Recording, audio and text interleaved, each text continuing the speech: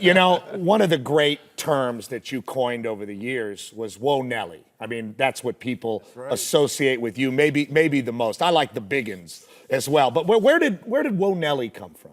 Whoa Nelly came from my great-grandpa. He was a farmer. He was a whistler with these guys. He was always working and always busy, but he really didn't whistle. He just kind of one of those, you know.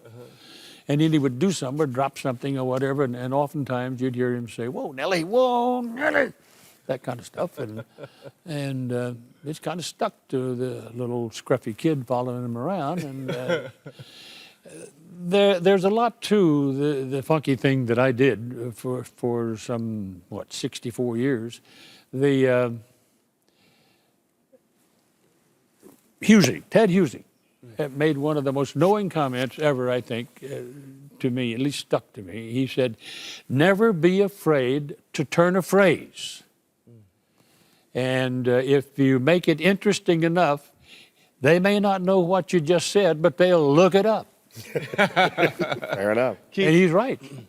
So I would go around and pluck things off the bush and see if I could find a different way to say some things. And the older I got, the more willing I was to go back into the Southern vernacular because some of it's funny.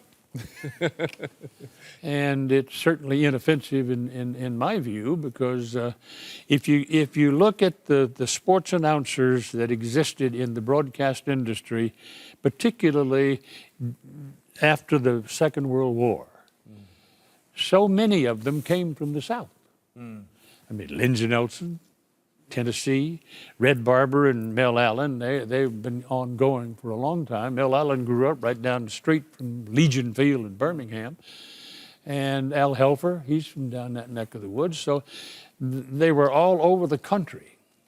And all of us trying to find ways, I guess, to say it a little differently to give you some identity.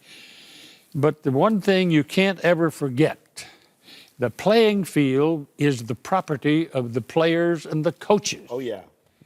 It is not to be used by some fat-butted announcer trying to make a name for himself.